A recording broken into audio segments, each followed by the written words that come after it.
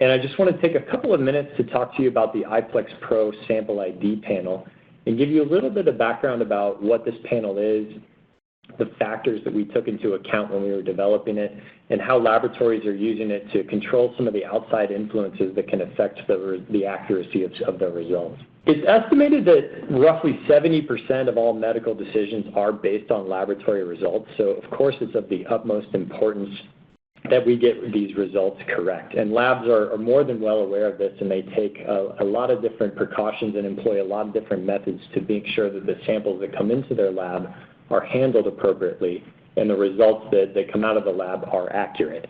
And the two biggest methods for doing this are some form of sample labeling and staff review. But one thing that these traditional methods don't always comprehend is the complex life cycle or number of touch points and points of manipulation that a sample can go through before it even reaches the doorstep of the laboratory. For instance, a sample could be collected, sent for labeling, go for fixative and maybe cut for slides, sent to the anatomical pathology department or elsewhere, and only then does it arrive at the laboratory. And that's usually where it starts this sample labeling and staff review, at least from a lab perspective. And those procedures are meant to bring that sample through the journey of the laboratory.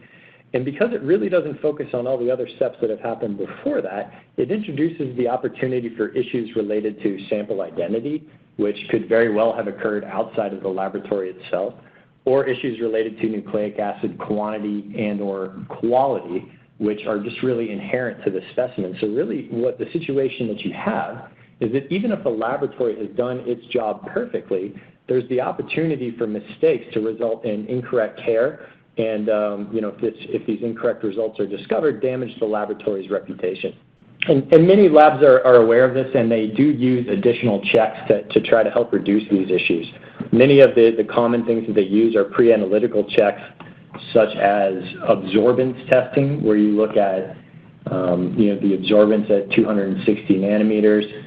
People use probe and dye-based methods to look at the quantity and quality of DNA.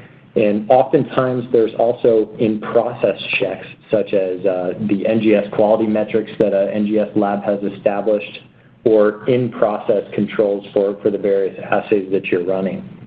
But there's still a lot of gaps with this approach. Each one of these methods requires additional time and expense, and they come with variable levels of accuracy depending on what sort of technology you are running.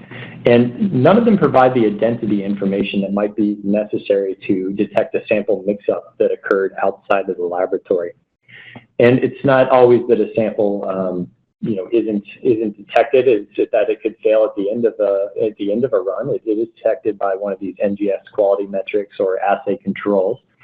And what happens is that a lab has invested a lot of time and resources into running a sample only to discover that it was probably destined to fail from the beginning due to its sample quantity and or quality of the nucleic acid. We've talked a little bit about, most of these issues are related to either sample identity that often occurs outside the laboratory, or quantity or quality of the nucleic acid of the specimen. But what are the sources of these issues? A lot of times we see incorrect samples are sent to the laboratory. We have multiple samples sent at the same time, and the labeling could be mixed up, so there's incorrect labeling on the specimens. There's specimens are contaminated, and they come in, and that causes a problem with the results.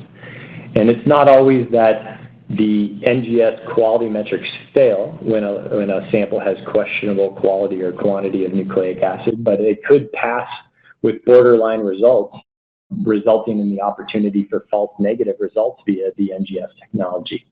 And as we mentioned before, a lot of times, sometimes the quality checks do catch a sample and the run fails, or the metrics aren't appropriate, so it's kicked out.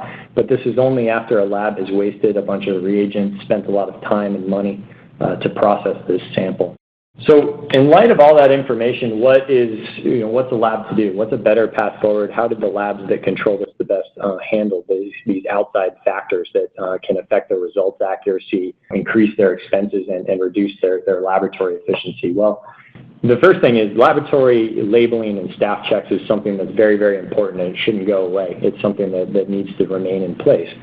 But it needs to be supplemented with a molecular method that combines identity testing, nucleic acid quantity and quality testing all in the same assay. And for that to be practical, of course, this test needs to be low cost, it needs to be accurate, and it needs to be easy to use so that it can easily incorporate into a laboratory's workflow. And that's really the factors that we were considering when we were developing the iPlex Pro sample ID panel, and I think it really checks all of those boxes. It's a single well assay, and it combines sample identity testing along with nucleic acid quantity and quality testing. It's a very straightforward workflow that should integrate into just about any laboratory's workflow fairly easily. The turnaround time is roughly 8 hours with a short hands-on time, and the results interpretation is quite simple. And all of that is given to you with a low DNA input up front.